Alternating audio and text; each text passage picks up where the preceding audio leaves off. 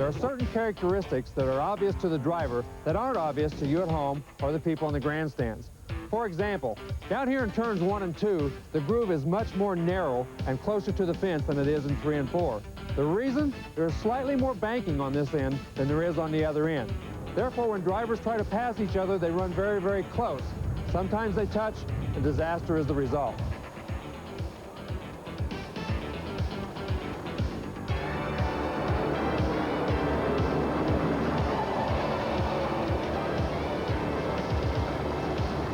Down here in turns 3 and 4, the groove is much lower, and as you can see, the track is banked slightly less.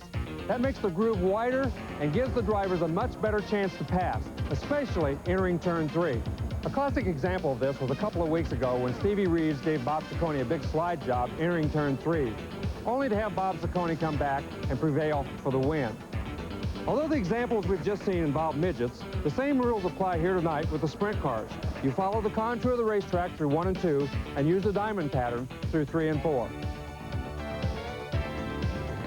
Here's your starting lineup. The front row, 0 is Johnny Parsons alongside Wayne Hammond in 66. The fastest 6 drivers are inverted. Robbie Stanley and Jim Keeker comprise row 2. The third row will have your 2 fastest qualifiers, Eric Gordon in 6, the fast qualifier Steve Butler in 69, row 4, Don Schilling and Gene Lee Gibson. In the 5th row, on the inside, Jeff Bloom, outside, Greg Staub. Row 6, Donnie Adams in 4C, Bob Ciccone in 59. The 7th row on the inside is Trey House, outside, a winner of his heat race, Brad Marvel. In the 8th row, Bruce Field in 85 and Dave Harrison in 44. In the 9th row, Frank Riddle and Dave Durnwald.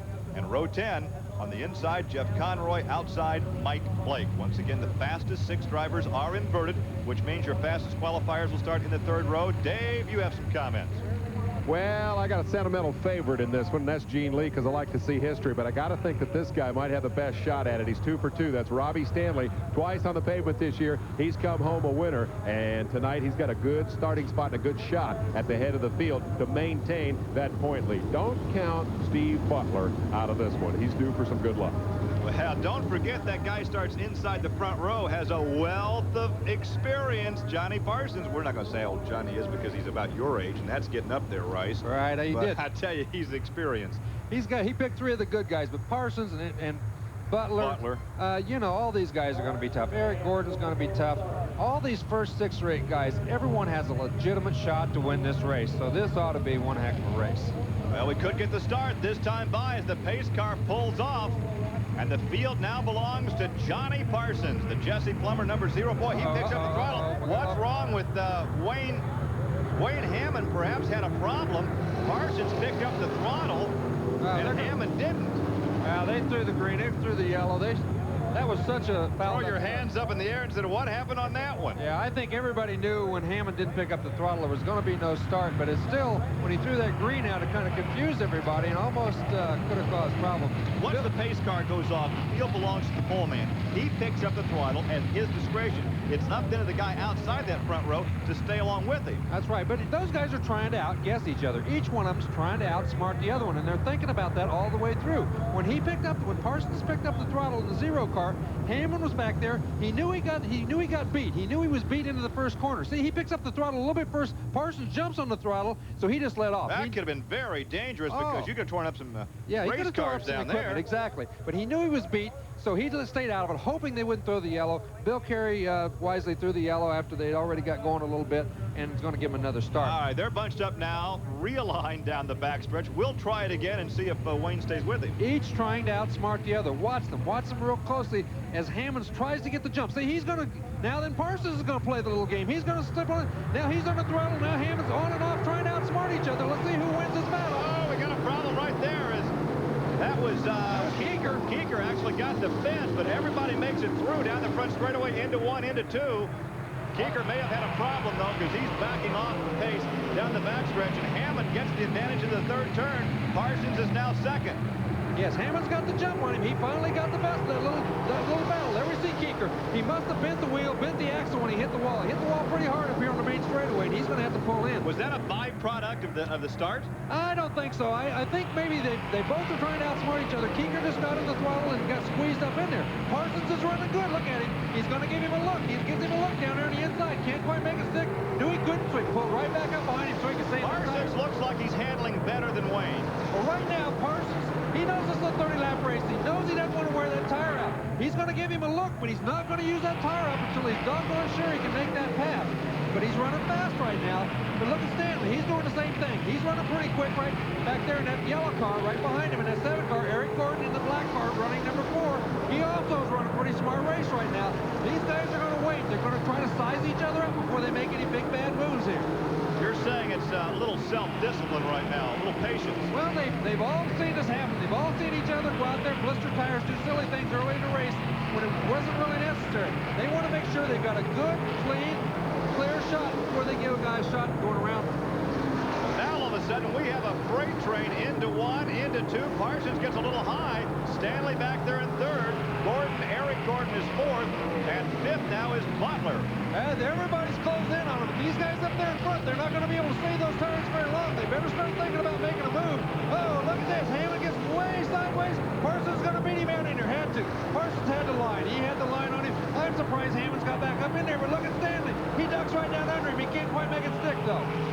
Remember the last time here, Stanley at Raceway Park was involved in a crash that took him out, but he has won back-to-back features at the High Bank Winchester Speedway. And that's where we will be next week for doubleheader action with the sprint cars and the midgets. That should be a thrill. Okay, right now we're going to see how disciplined Robbie Stanley is. Can he wait? Can he make this move, or is he going to try real hard and get his tire too hot like he did in the heat race? Right now, he's a young guy. Oh, look at Butler. He stuck his nose down in here, but he couldn't make it stick either. This is a great race, and I think that's Gene Lee Gibson back there in that red car. He's caught up with the rest of them, too. Gene Lee and then Don Schilling in the black car. We got 7 or 8 guys that are right behind any one of these guys with the right brake, the right move to win this race. Eric Gordon now, he's giving him a look. He started a little, tuck his nose right under Robbie Stanley a little bit right there.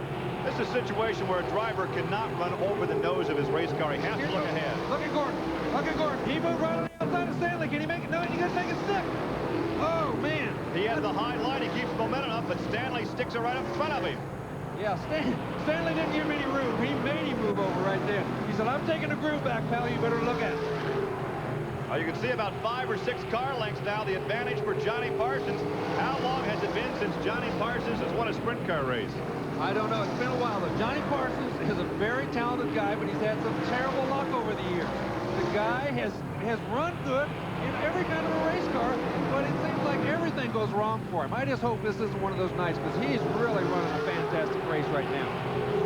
Johnny Parsons certainly has a world of ability, experience. Nobody is any more talented out there than what Johnny Parsons is. Parsons is doing a great job. Look at Stanley. He's getting real excited. He's tired of waiting. He's going to give him a shot. He tried to give him a shot coming off the corner. He moved down under him. Now then look at Hammonds. He got a little bit excited there when he saw that nose come under there. He speeded up. He started to catch Parsons. I think all these cars, he's made that same mistake a couple of times. That cost him the lead the last time he got sideways. But Stanley has to be careful not to get up on the right side and have him come back across the track into him. As he makes the pass to the low side, Robbie Stanley goes to 2nd.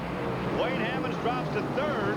That was a very clever move he just made. He went high in the middle of the corner, diamond off of 2. He cut the distance. It's a shorter distance down across the bottom like he made, and he just put right in front of him. Butler almost got the fence as Eric Gordon went by. And Gordon now begins to smoke a right rear.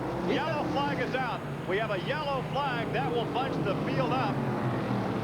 Boy, oh boy, there's been some fantastic racing up there. There hasn't been a whole lot of passing, but those guys are really, really racing close and hard. You've got to really make close moves, but you got to make good moves. And when they did, that move that Stanley made was a classic. That was a diamond move up to high in the middle of the corner. He cut the distance. He went a shorter distance across the bottom of the racetrack and right up in front of Wayne Hammond. He must have pushed a little bit over there when he did that. Well, 12 laps now complete, and Dave, I quite honestly do not know what the yellow is for. I don't know what the yellow is for. I think there may have been some debris out there, but that's obviously what you assume if you don't see the obvious. The question in my mind was what happened to Jim Keeker. I asked Jim, and he had 4 words. I got stuffed in the fence, and he was not very happy about it. Yeah, we got pretty close up there, Dave. I didn't see exactly what happened when he got stuffed in there, but there were 3 cars wide right at that point. Somebody must have tried to stick their nose in where there wasn't room, and he ended up being the bad guy, or the guy that lost in the confrontation. Reason for the yellow, we had a header off one of the cars on the track, so that brings out the yellow after 12 laps. And let's see perhaps if we can take a look again at that start as we have a psych out game. Now look at the yellow car of Keeker right there. No. That was Robbie Stanley. There wasn't 3 abreast like I thought. That was Eric Gordon trying to go under, but Robbie Stanley just came off of there, got real sideways, real anxious, way too excited on the start, and he just threw the back end out and hit Keeker and threw Keeker right into the fence. That was clearly a mistake on Robbie Stanley's part. He just got overexcited. We can blame youth, but I've also seen some older guys do the same thing, get excited. Hey, I've seen a lot of guys do that. Young guys, old guys, every kind of guy. All right, here should be an interesting view of this little altercation. Oh, Stanley just got a little wiggly and moved right out into him. Had no room out there, and poor old Jim was there. He hit the left front with his right rear, and bam, right into the fence. When he did that, he probably bent the rear end in the race car, because he hit it pretty hard. 12 laps complete. Once again, the reason for the yellow header came off one of the race cars on the track. So that slows things down behind Johnny Parsons in the white 0. We should have one more lap. There's the signal. Robbie Stanley is second. Wayne Hammond is third. This is going to help Eric Gordon. He had that tire hot. He was smoking that tire, so this may give him an opportunity to come back. 11 laps complete. We've been correct now. Only 11 laps complete. The green flag flies again. We work on lap number 12. Parsons picks up where he left off. Slides just a bit up there in turn 1. Yeah, Robbie Stanley again smoked that right rear coming off there, trying to get a big jump on him. He just couldn't do it. Look how strong that motor is going down the back straightaway. That engine of his looks pretty strong. He gained a whole car length on Parsons going into 3 right then. Well, Stanley is a former all-star sprint champion with an abundance of dirt experience, but he has one on the pavement with the all-stars. And look at this. He makes the move down low. Parsons has the momentum, maintains his line. Parsons got the groove. He tried to do the same thing to Parsons that he did to Wayne Hammond a while ago. He tried to diamond off that corner. He just couldn't make it stick. Here we are in the back. This is Gene Lee Gibson, I think. He must be going backwards. It looks like Butler got around him back there. Well, Butler's up to 4th. Gene Lee drops to 5th. Yeah, that's Butler. As long as Stanley has to use that inside line, he's abusing those tires. That's right. Parsons is in the lead. He's got the right groove. He knows where to run the racetrack, and unless he makes a mistake, or unless Stanley comes up with a little bit more speed, it's going to be awful tough. Oh, look at this battle back here. That's the battle for 3rd, 4th, and 5th. Eric Gordon, the black number 6, he rides in this 3rd spot. And there's Steve Butler in the white 69, a 4-time USAC sprint car champion. And there is Gene Lee Gibson in the aristocrat number 1, the red car. Look how much faster Gene Lee looks in this race than he did in that semi. He looks much faster in this race. They went in, they made the changes necessary. Now he's competitive. Bob Ciccone is out of the race for you Bob Ciccone fans. Oh, a car hard into the outside wall coming down the front straightaway. That was car number 44. David Harrison did a complete spin against the wall and continues on. I don't believe that, Rice. I don't either. There was so much smoke and stuff flying everywhere. I thought he was going to get upside down there for a second. He just got on the gas when it straightened out and kept on going. I do not believe that. We glanced down, we saw the smoke, we saw the car spinning around, looking like he made hard contact with the outside wall, and he continues on. Well, looks can be deceptive sometimes, I suppose, but he was really knocking up the dust when we well, let's see if we can get another look at this. Well, there he's spinning right there. Now, does he make contact? Yes, Sure, he makes contact twice. right there. Both with the right rear, the right front, continues on. How's he able to drive that car? I don't know how he's able to drive it. I don't know why he doesn't have a flat right front. There's one contact. Bam. There's the other contact. Bam. And the rear. How did everybody miss him in behind here? Look, there's so much smoke. Frank There's Riddle. nobody actually in behind him, though. Riddle goes by on the inside. Yeah. That's how they all missed him. Yeah, he just got sideways and then did a reverse spin. He overcorrected, did a reverse spin up there, and bam, bam. Both ends of the car, but he's still running. Second-generation driver from Tiffin, Ohio, and he's still out there. Yeah, he's still on the racetrack. I'd park that thing and have the crew check it out. I think I'd be a little cautious that first corner because that thing hit awful hard at that right front. He had to bend that right front. Wayne Hammond is in the pit area. A problem perhaps with car number 66. Well, so Wayne Hammond, Dave is rushing down there. We're getting some exercise for Dave this evening, but they're apparently going to try to start that car. I don't know if he was black flagged and brought in or if he came in on his own. Well, that's too bad. He was running awfully good. He was back to 3rd, but he was still in the hunt, still running fast. It's too bad he had to pull in and fix whatever it was that happened. Well, we've seen Wayne win here in the past. We've seen Wayne win at Salem, a very, very good pavement driver. Specializes in pavement. Now he is being pushed off in the quick load aluminum boat trailers entry out of Tampa, Florida. Yeah, I still cannot believe that David Harrison is still out there circling around. yeah, it's pretty hard to believe as hard as that thing hit on the right front. I mean, the tail damage, he didn't hit anything but the tail and the bumper. But when he hit with that right front, I don't see how it kept from blowing the tire. It looked like that thing was buckled clear under, but it's obviously still up and still going. So we'll see what happens from this point on. Dave Despain, can you give us a report on Wayne Hammond? Yeah, we can indeed. Wayne Hammond came in. He had the right rear tire going down and had to change it. They made the change. USAC officials requested that they stop in the box for a quick inspection before he went back out. So it was a tire change that initiated the problem, and the man who was running third will now be in the back of the pack. There's the furl flag indicating one more lap before we go back to green flag racing. And Larry, I have to ask you, you're actually a USAC official on Friday nights at the Indianapolis Speedrome for that USAC Midget Series. Would you black flag David Harrison, bring him in and check the equipment out? Well, you got to leave some of that to the discretion of the driver. You can't really do that. Here's our leader, Parsons, and here's Robbie Stanley in second. This is going to be very interesting. Parsons is an old fox. Here we see Eric Gordon in third in the black 6. Butler's the 69 car and the Aristocrat car with Gene Lee Gibson back there behind him, and then Schilling in the 12P car. These guys all are in the hunt. They're all running fast at this point, Gary. All right, we have a green, the restart. Now, can Stanley get him down the first corner? And Stanley smokes the right rear. He hauled her in there. He hauled her in there, stood on the brakes, and that thing almost got away from him. Parsons got a big break right there. If he'd have been a little closer to him and slapped him up the side of the rear end there, they could have both been in big trouble. Keep in mind, they invert the fastest 6 starters on these sprint features, so JP, being the 6th quickest, had the advantage of starting on the pole. Look at Gene Lee Gibson. He is up to 4th. He just got around Steve Butler. He's up to 4th. He is on the move. He's the man that's on the move at this point of the race. He's working on Eric Gordon. If he gets around Eric Gordon, oh, there he goes. He's going to give him a shot right underneath. No, can't make a stick. He's going to slide up behind him. You indicated earlier that he may have been the fastest driver out there. Well, I think because he went in, made some changes. He's got a great mechanic with the Queen. Those guys know what to do with the race car. They went in and made those changes, and obviously they changed them right. Look at Parsons, though. Parsons is such a cool customer. He's out there. I hope he has a little good luck for a change. Stanley's right on his bumper. Stanley's not going to give him an inch. Well, you know, JP had qualified for this year's Indy 500 only to be bumped. And as I reminded him on the radio network, he lost a big payday. It'd be nice to see him collect one here. Look at this. We got Butler. He's trying to get back around Gene Lee Gibson. He doesn't give up. He gets past him, goes right back at him. Gene Lee's going to have to get around Eric Gordon, or he's going to have Steve Butler to contend with. Butler's going after him pretty hard at this point. Yeah, but with this infighting between those 3, the gap opens up between second and third. There's Butler on the inside. They almost get together. Oh, man, is that intimidation or what? Gene Lee, he never moved a muscle. He held right in there, and I don't see how, because Butler gave him every indication he was going to come right out and give him a whack. And Butler got him. Now Butler is on the charge, trying to catch up to Eric Gordon. And Gordon now has closed in on Stanley. Yeah, it looked like Butler's having, Eric Gordon had a little trouble getting in the corner. He got sideways. When he did, he killed his momentum, and bingo, bango, there went Butler right on around him. You know, Butler is featured in this month's issue of Open Wheel Magazine. You see that first sprint car ride he ever had? Would you climb in that box? He's come a long way, baby. He's come a long way. A 4-time USAC sprint champion, the only driver to win 4 titles, the only driver to win 3 in a row. And look at this battle for the lead.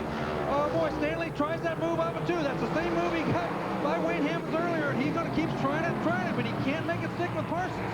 He wants to try to pinch that car coming off and get down under him, but it looks like he's getting a little bit loose. He's tried that pinching method too many times. Here comes Butler on the inside. Butler's due for a little good luck, too. He's another one of the guys that's run real hard all year long, but he's had a little bit of bad luck. It looks like it might be his night. He's running really, really quick right now. Here goes an attempt for the lead. To the inside. He just lost second place. He just lost second place. He moved down there. Move cost him. That move cost him. Butler doesn't give you too many mistakes. He's a smart cookie. When you make one mistake on him, you're going to pay for it. Now we're going to see. Butler has caught Parsons. This is going to be, it doesn't look like he's going to wait very long. Right down inside him. Parsons doesn't flinch. Right on in there. Butler comes up. He gives that left rear right on the right front, right on his left rear. He got it. Right on around. Oh, man, oh, man. Slid right up in front of him. That was a classic fantastic move he just put on Parsons. He went up there. He just barely touched JP's left rear with his right front. Moved him over just enough to upset the race car. Bam, he's gone. All right, let's see if JP has something left, as here comes Robbie Stanley. And now Gene Lee Gibson has gotten around the number 6 car of Eric Gordon. Yeah, he's running quick too. All these guys, Here's Donnie Adams. There's a name we haven't called. Donnie Adams in that beast number 4 in his first real season of sprint car racing, and he has a nice, consistent ride going, and he's moving up. He's moved in, I think that's 8th position he's in. He's running very, very quick. The race right now is for 2nd position, though. Robbie Stanley's still working on Parsons. There he goes. He's going to try to pinch it down under him, see if he can get around. Robbie, that J&J chassis underneath the Hoffman, or no, that's the Hoffman car's out leading with Butler. And this is the battle for 2nd. Blue smoke, blue smoke. He's pinched that car so many times. He's got that right rear hot. It's going to be hard, but Butler is gone. At this point, it looks like Steve Butler has everything working his way. JP doesn't have enough for him. Stanley can't quite get around JP. So it looks like unless Butler's luck holds true and goes bad on him for some silly reason, he might have this baby in wraps. Whoa, we got a fire right there on car number 85. That's Bruce Field. We saw the flames. He heads for the infield. He'll be bailing out of that race car. Yeah, the yellow is out. This may be exactly what Parsons needs. The fire went out pretty quickly. He's not in trouble like Gary Bittenhausen was here a couple of years ago, having to bail out real quick. The engine blew, caught the oil on fire. It burned for a brief moment, but it went out pretty quickly. There wasn't any fuel involved. When the fuel gets involved, that's when you really, really have a fire problem. Here's a guy who's not had a lot of luck here at Raceway Park. Yeah, that's true. Let's watch it go up in smoke right here. Oh, man, you can see it blowing. Oil, smoke, and there it explodes. Man, oh, man. That's why you have Nomex long johns and a double-layer driving suit. That's when Bill Simpson and Bell Auto Part or Bell helmets, that's when those guys make their money. When a fire like that comes up and it saves your skin, boy, oh boy, it's scary when you're sitting in there and see that fire all around you. USAC says we have now 27 laps complete, 3 laps to go, and okay, this will give JP and Robbie Stanley a chance to cool off that right rear tire. Yeah, it will. I think Robbie Stanley probably is going to benefit the most from this because his tire was the hottest. He was smoking that right rear tire. He had it pretty hot. He was losing ground to JP just a little bit. JP is going to have to pull every trick in the book that he knows, and I quite honestly don't think he's got quite enough tricks to handle Steve Butler at this point. Well, Butler leads over Parsons, Stanley, Gibson, and Gordon. 27 of 30 laps complete. We'll take this break and come back to finish the race from Raceway Park.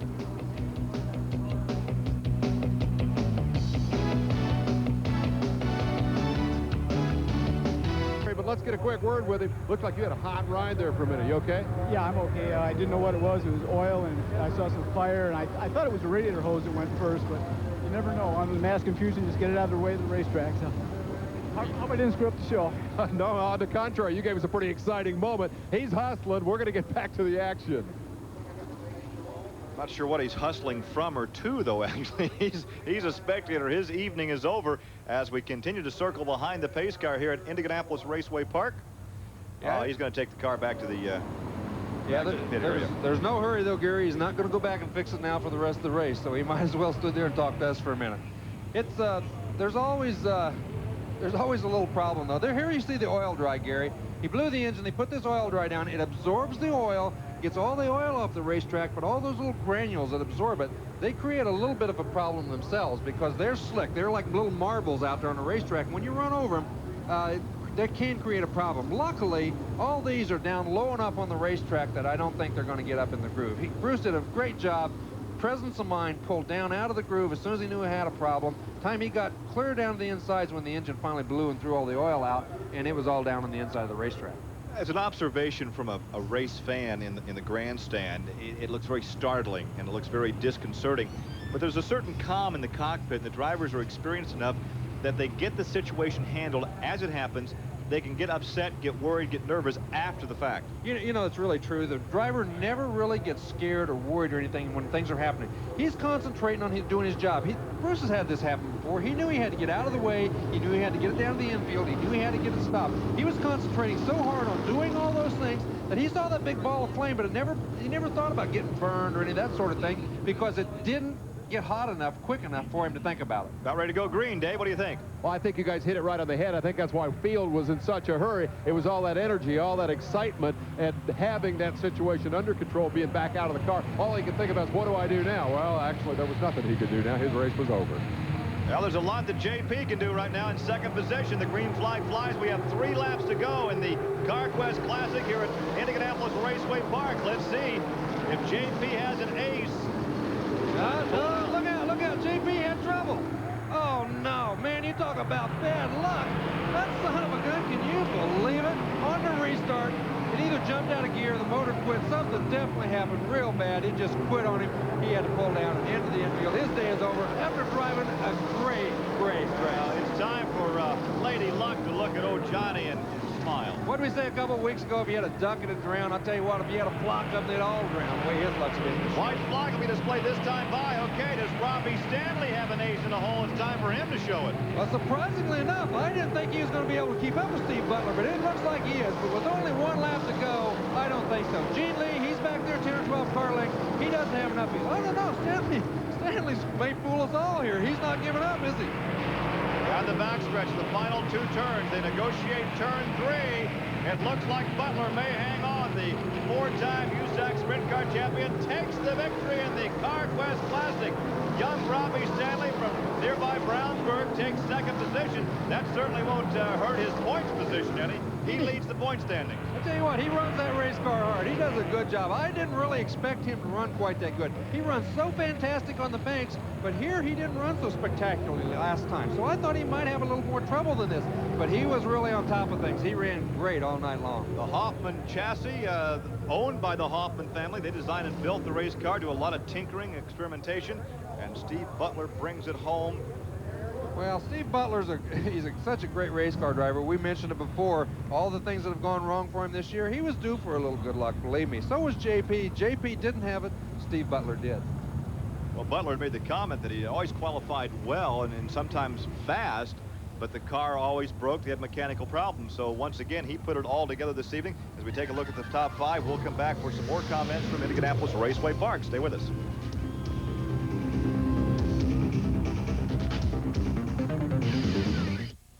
Kelly LeBrock reveals the essence of man. Hard to define, easy to know. It's in the way he holds a drink, the way he wears his clothes, the way he talks, the way he walks, the way he smiles, looks, and kisses. And when he holds you close. 6th position, Donnie Adams. Then it's Frank Riddle, the 62-year-old veteran from Tampa, Florida. Wayne Hammond takes 8th. 9th is Jeff Bloom, and 10th is Greg Staub. It is a very ecstatic victory lane. You never get tired of winning, do you, Dave?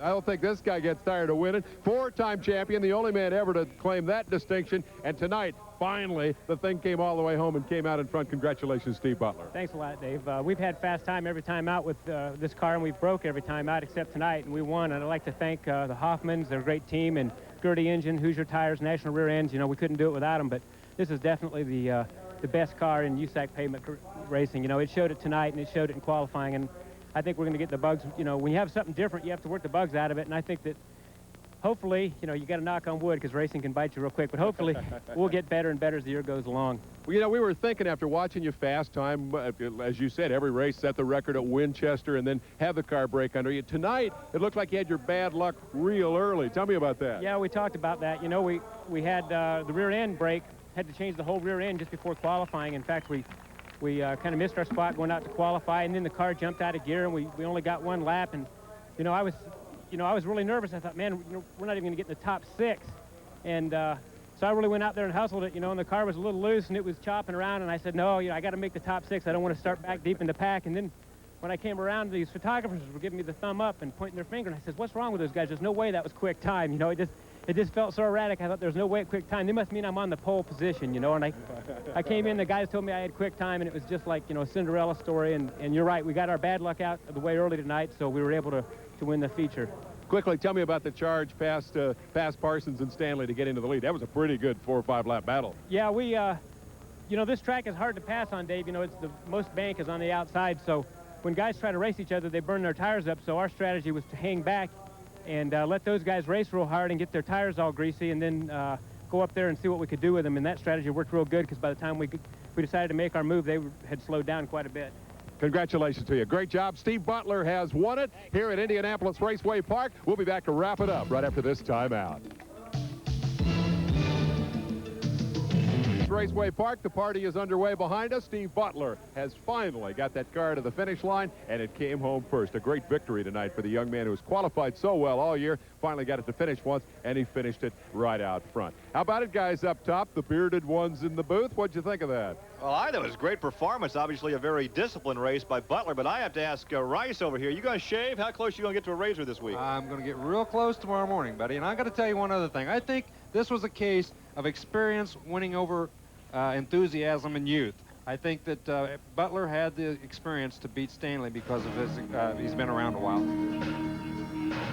Great night of racing here. We appreciate you being part of it. Saturday Night Thunder back next weekend with the USAC Sprints and Midgets from the Winchester Speed Bowl. Hope you'll be part of that. 3 o'clock tomorrow afternoon. Got the Winston Cup cars coming to you live from Sonoma, California. Be sure and check that out. It will be coming your way, of course, on ESPN. Baseball tonight is coming up next, so stick around for that. That's going to wrap up the story from here at Indianapolis Raceway Park. Your winner tonight is Steve Butler, back on track after a lot of tough luck in 1991 thus far. Been a great night. Hope you've enjoyed it. That's it. We'll see you again next Saturday night. I'm Dave Despain for Larry Rice and Gary Lee. We'll be back next week to see if they shave. So long from Indianapolis Raceway Park.